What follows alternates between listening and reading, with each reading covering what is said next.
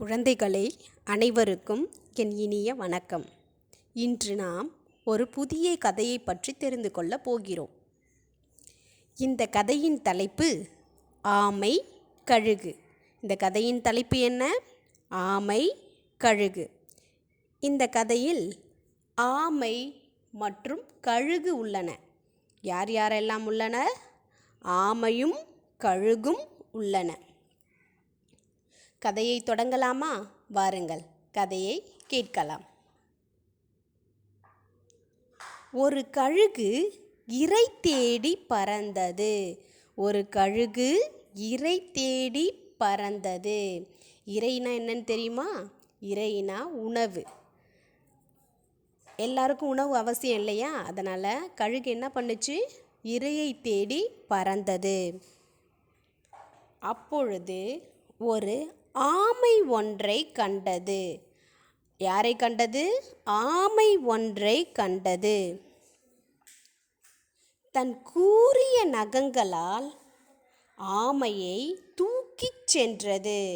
தன் கூரிய நகங்களால் ஆமையை தூக்கிச் சென்றது.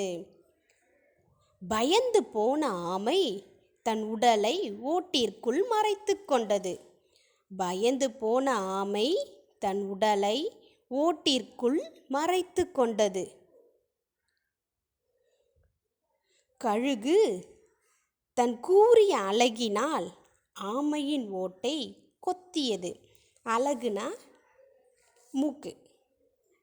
அலகுனா என்ன? மூக்கு. கழுகோட மூக்கால் ஆமையின் ஓட்டை கொத்தியது. ஆனால் உடைக்க முடியவில்லை. என்ன பண்ண முடியல? ஆமையினுடைய ஓட்டை கழுகுனால் உடைக்க முடியல. இதை உணர்ந்த ஆமை தப்பிக்க ஒரு திட்டம் தீட்டியது. தப்பிக்க ஒரு திட்டம் தீட்டியது. ஆமை கழுகிடம், என் வலிமையான ஓட்டை உன்னால் தற்சமயம் உடைக்க முடியாது. என் வலிமையான ஓட்டை உன்னால் தற்சமயம் உடைக்க முடியாது. வலிமைனா பலம். ஆமையின் ஓடு எப்படி இருக்குன்னா ரொம்ப சாஃப்டாக இருக்காது, ரொம்ப கடினமாக இருக்கும். அதனால் கழுகால் என்ன பண்ண முடியலன்னா ஓட்டை உடைக்க முடியல. இதை உணர்ந்த ஆமை தான் ஒரு திட்டம் தீட்டுது. என்னோட வலிமையான ஓட்டை உன்னால் தற்சமயம் உடைக்க முடியாது. ஆனால் என்னை தண்ணீருக்குள் போட்டால் என் ஓடு மென்மையாக மாறிவிடும். என்னை தண்ணீருக்குள் போட்டால் என் ஓடு மென்மையாக மாறிவிடும். மென்மைனா என்ன? நம்ம ஏற்கனவே இவிஎஸ் டாப்பிக்கில் நம்ம படிச்சிருக்கோம்.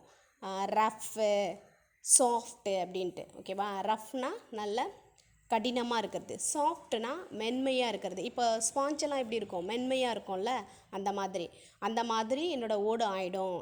எப்படி ஆகும்? என்னை தண்ணீருக்குள்ளே போட்டேன்னா என் ஓடு மென்மையாக மாறிடும் அப்படின்னு ஆமை சொல்லுதான். பின்னர் அதை எளிதாக உடைத்து என்னை உண்ணலாம் என கூறியது. அதை நம்பிய கழுகும் ஆமையை தண்ணீருக்குள் போட்டது. புத்திசாலி ஆமையும் தண்ணீருக்குள் மறைந்து தப்பியது. புத்திசாலி ஆமை என்ன பண்ணுச்சு? தண்ணீருக்குள்ளே மறைஞ்சு தப்பிடுச்சு. கழுகு ஏமாற்றம் அடைந்தது. கழுகு என்ன பண்ணுச்சு? கழுகு ஏமாற்றம் அடைந்தது. இந்த கதையிலிருந்து நம்ம தெரிஞ்சுக்கொள்கிறது என்ன? எப்பயுமே புத்தி கூர்மையோட செயல்படணும். அறிவு தான் நம்மளுக்கு சக்தி. அறிவே துணை. Knowledge is power. ஓகே, இந்த கதையை எல்லாருக்கும் புரிஞ்சிருக்கும்னு நினைக்கிறேன். ஓகே, நன்றி.